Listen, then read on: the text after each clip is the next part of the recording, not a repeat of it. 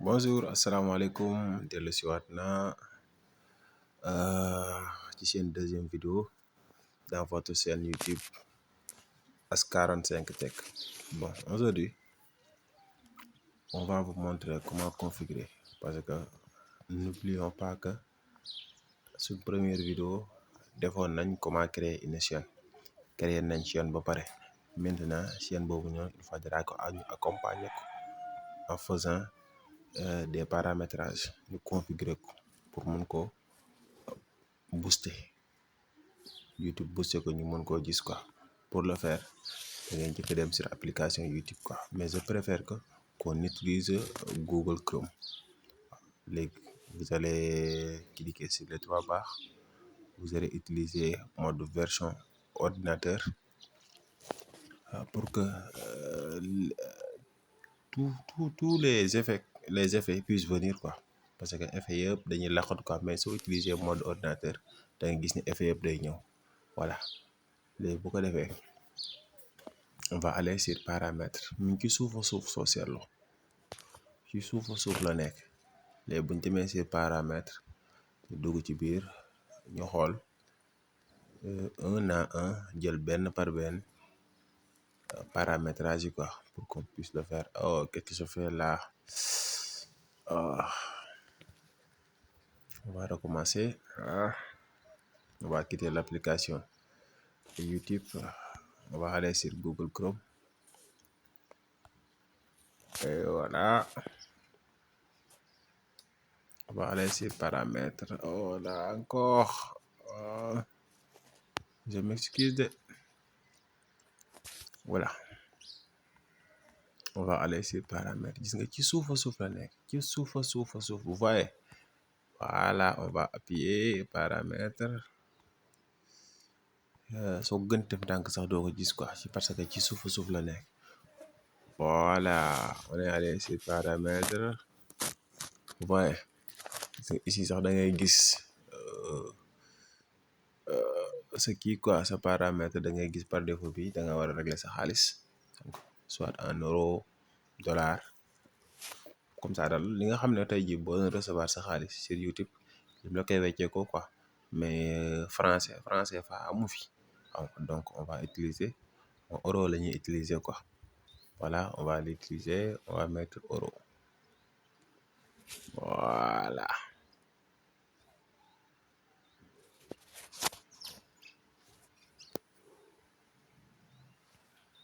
Voilà. À propos du titre moom on va laisser comme ça quoi, pour que à chaque fois sooy dugal vidéo nga def sa propre titre sans pour autant à chaque fois ngay revenir ci même titre mu nekk, parce que vidéo bi bu nekkee lii beneen vidéo day ñëw nekk leneen. Dans cette vidéo je vais parler de la technologie, xam nga, des nouvelles applications. Beneen ma ñëw parler sur comme ça ni création chaîne YouTube, beneen ma ñëw configuration chaîne YouTube. Donc benn du ci bokk sa morom. Voilà. Je vais recommencer. Euro, voilà. Je valide. Nga enregistrer. Oh là là, on va sauter titre. Ñu dem ci sur l'autre partie.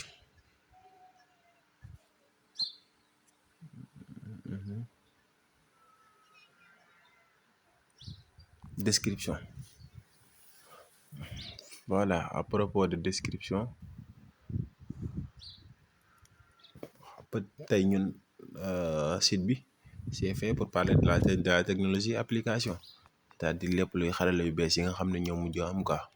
Léegi da ngay def benn texte boo xam ne la ku gis sa écriture wala ku ko lire dina xam ne kii kat ces vidéo ci lii la ñuy wax. xam nga ba en plus tamit képp ku koy recherche rek di recherche ay technologie application YouTube dala si mën a boole, parce que yow xam nañ ne domaine bi sa domaine la. bu ñu wax ci wàllu lutte on ne va pas amener mes vidéos, mais bépp bu ñu wax ci wàllu technologie application rek xam nga YouTube dina la mën a pousser boole waale si ñi nga xam ne ñooy def loolu quoi, nit ku ne ak sa domaine. Voilà, là, je vais écrire bonjour, ma chaîne a été créée pour vous montrer comment gagner de l'argent. Voilà, noonu la, parce que YouTube c'est une société boo xam ne lan da ngay liggéey mu lay fay. On aimerait tous être des employés de YouTube. kañ nga ko doon su fekkee sa chaîne da nga ko monétiser. Voilà, pour nga monétiser ko faut nga am 1000 abonnés et plus de 1000 heures 2000 nangam minutes je crois.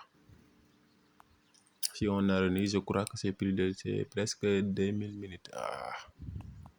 2000 minutes. Voilà, après, vous allez mettre tout ce qui est information personnelle, à savoir ce compte YouTube. Vous allez ensuite mettre aussi votre compte Instagram, Facebook, ce page, vous pouvez la mettre. Voilà, et après, vous allez mettre bon visionnage, genre mel non quoi. Voilà, lii nag pour que nga mën a xam sa lien YouTube fi mu nekk, pour nga mun ko copier coller indi ko fii quoi. Voilà, léegi dañuy bind lien de notre chaîne YouTube. Voilà, YouTube. Voilà, léegi ñu def 2 points dem sur YouTube ci application bi, dem ci sa chaîne YouTube. daay dem à partir de ci nga xam ne mooy tableau bi ñu def à propos ce visionnage yi fa lay nekk, xam nga chaîne bi depuis qu'il a été créé, xam nga lien bi tamit foofu lay nekk. Vous allez le copier, vous allez le mettre ici. Si vous avez un compte Instagram tamit, xam nga vous pouvez le mettre ici.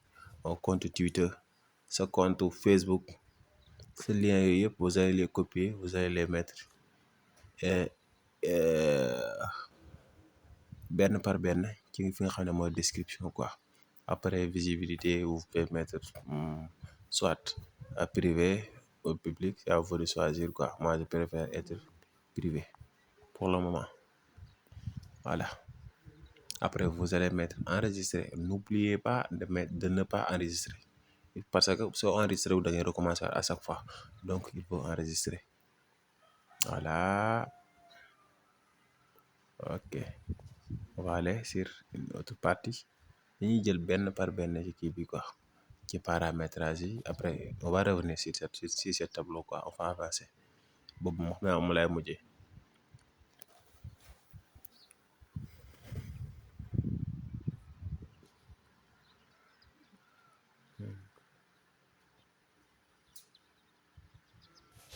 Voilà, dans cette partie vous allez montrer que vous êtes un Sénégalais. Par exemple, moi je suis un Sénégalais. Vous pouvez mettre la France, l'Allemagne, ci nga xam ne foofu la nekk, mais nous on est au Sénégal, donc on va choisir le Sénégal. Après on va faire partie du mot partie ci nga xam ne mooy les mots clés. Par exemple tey jii lépp lu wàllu technologie su ko nit def ay recherche, yow si nga bokk quoi, parce que yow tu vas parler de la technologie. Je vais mettre technologie, application, site web bi ci lañ comprendre. Application pour les téléphones, logiciel pour les ordinateurs. Il faut faire la différence quoi. Voilà, quoi d'autre encore, informatique, waaw, matériel informatique aussi ça fait partie.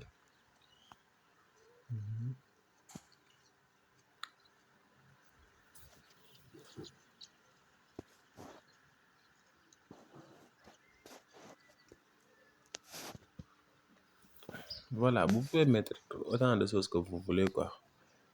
Je vais mettre 4 ou 5. Je vais m'arrêter là et ensuite je mets enregistrer.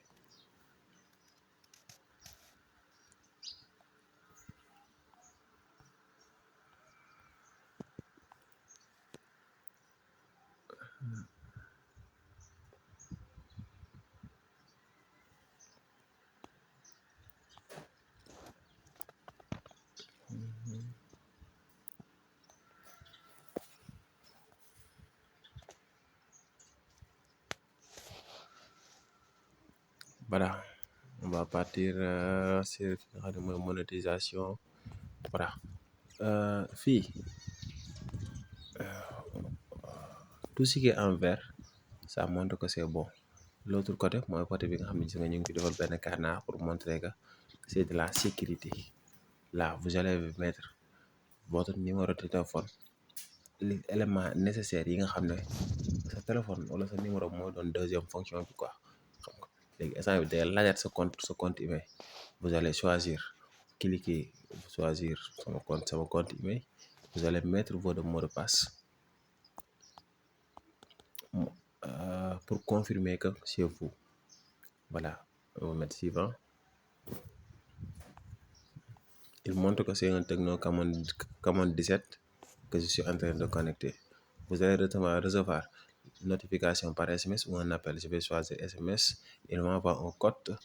Je vais copier le code. Je le mets ici. Après, je mets enregistrer. Voilà, copier, coller, suivant. Voilà. Voilà, activation du code en 2 étapes. Je vais mettre activer, choisir Chrome pour ne pas aller dans l'application YouTube Studio. Si vous mettez le Studio, on va passer directement à YouTube Studio alors qu'on n'a pas besoin de ça. Vous voyez, c'est devenu vert pour montrer que maintenant il y a plus de sécurité qu'avant. Voilà, il faut le configurer, c'est vraiment très important. Il faut la configurer.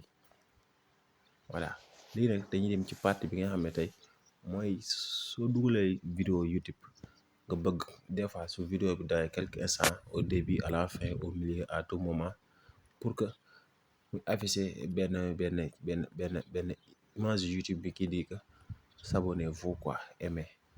Voilà, loolu nag fii nga koy defee quoi. Maintenant on va choisir, moi je l'ai téléchargé. Si vous allez sur Google vous en aurez en pagaille.